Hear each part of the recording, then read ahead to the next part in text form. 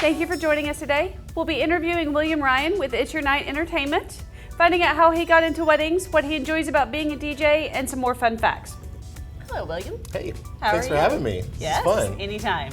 So how'd you get into weddings? So I kind of got into weddings by accident. I was always sort of, even like before I could even drive, I was really into music, and one of my neighbors donated some equipment to me, and I started playing around and doing some parties and playing songs and stuff for weddings and stuff. And next thing you know, people are asking me, hey, can you do my friend's wedding? Can you do my neighbor's wedding? You know, and I just sort of like kind of fell into it. It just kind of worked out that way. And so I even, you know, like I said, before I could drive, I would have my dad actually drive me in his pickup truck, you know, and take my equipment and drop it off at a hotel somewhere and say, all right, Dad, I'll see you at like midnight, you know, and didn't go over so well. So he was real excited when I finally got my first car and was able to drive myself to weddings. But so I've been doing them ever since. I spent a lot of time doing weddings, DJing and doing parties and stuff while I was still even working full time. I was in radio for a long time.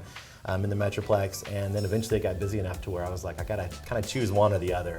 And so kind of thought I would do radio forever, but I loved weddings so much that I decided to just jump in full time and do this. So very nice. Don't regret that at all. What radio station were you with? At 94.9 KLTY. Very nice. So yeah. So what do you enjoy about working most with couples? So I'm a people person. I love people. I love meeting people. I love getting to hear their story. And so probably a lot of people like different aspects of weddings. I would think most DJs probably like the actual showing up playing music, but I think my favorite part about it all, I mean, playing music's a necessity. You have to do that to be a DJ. But really, I love showing up and actually like knowing a lot about a couple, knowing a little bit about them.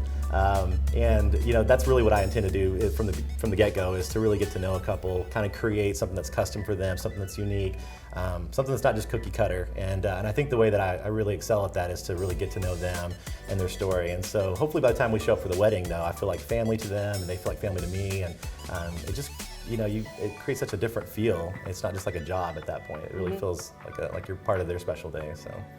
So if you could tell our brides one thing pertaining to your industry to help them plan their wedding a little bit better, what would that be? I would say, obviously, and not just because I'm a DJ, but I would definitely say prioritize the entertainment for your night. And really, and the reason I say that too is, like I said, not just because I'm a DJ, but a lot of people, you know, you go to weddings, if you've ever attended one, you probably know that, you know, you look back and you're like, okay, what do I remember about that wedding? You're like, what do I think about that? And a lot of times, you know, you can remember if it was like a pretty wedding or something, but you don't remember the specifics of that. But you always remember, like, did we have a good time, or was it boring? Did we leave early? Were we kind of looking at our watches, waiting to get out of there?